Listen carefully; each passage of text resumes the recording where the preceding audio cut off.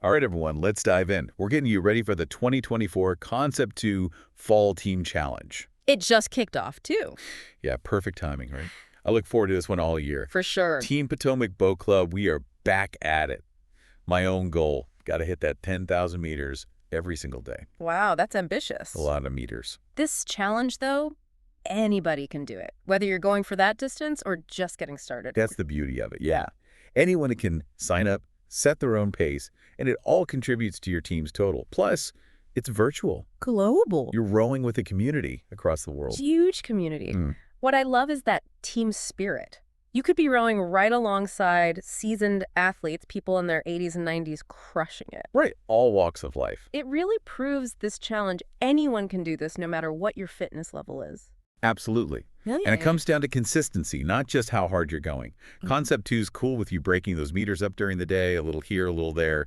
It adds up. Find a rhythm that works for you. Celebrate each meter. Every meter counts.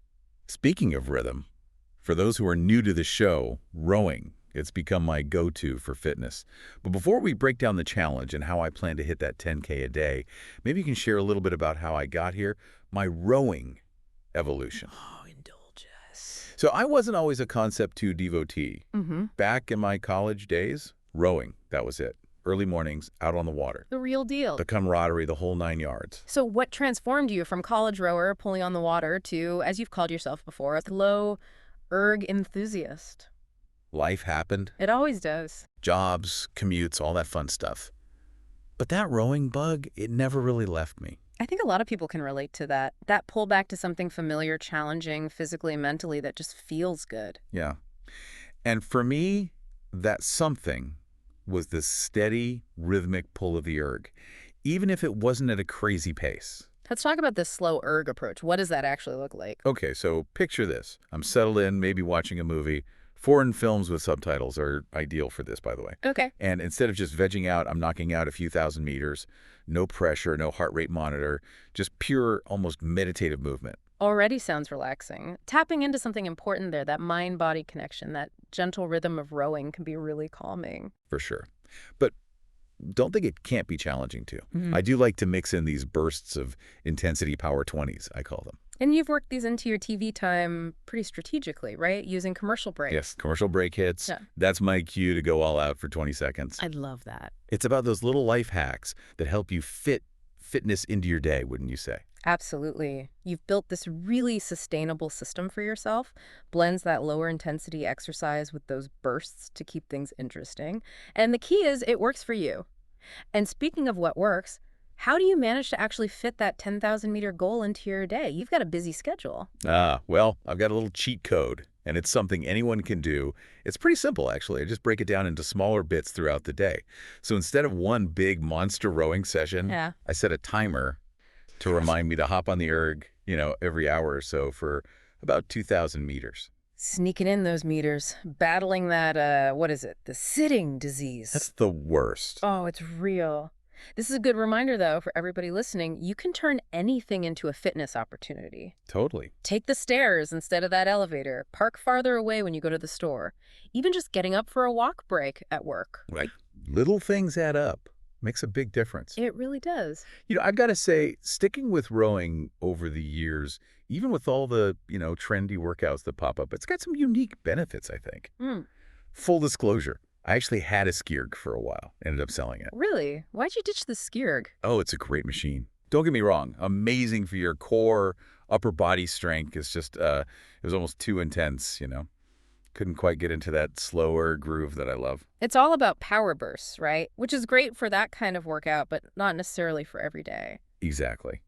One of the things I appreciate about rowing is how easy it is on the joints. I mean, I hit my heaviest, over 350 pounds. Erg didn't flinch.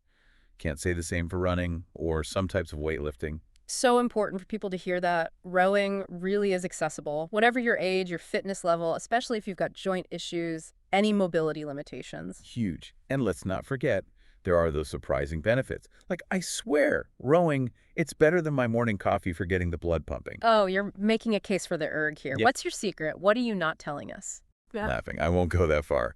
But it does help keep things shall we say, regular. Okay, you're right. That rhythmic motion, core engagement, it's like a natural massage for your insides. The unexpected benefit of rowing that no one talks about. There you go. But I mean, it makes sense. This is a full body workout, right? Inside and out. Speaking of full body, one of the things I love about rowing is how it really does engage both body and mind.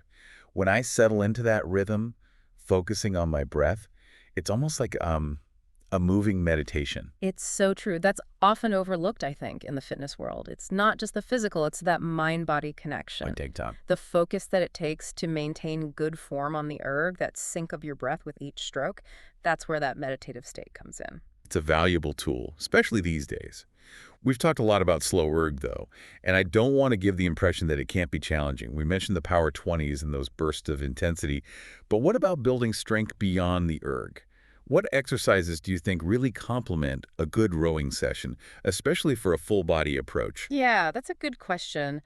Rowing's great for your posterior chain, so your back, glutes, hamstrings, but it's not necessarily hitting those pushing muscles that you need. Right, got to get that anterior chain involved. Mm-hmm. The chest, shoulders, triceps. Exactly. Balance, right. Pushing, pulling. What does your post-rowing routine look like? After a good rowing session, I like to hit the floor for some bodyweight stuff, starting with planks. Solid choice? Planks are the king or queen of core strength.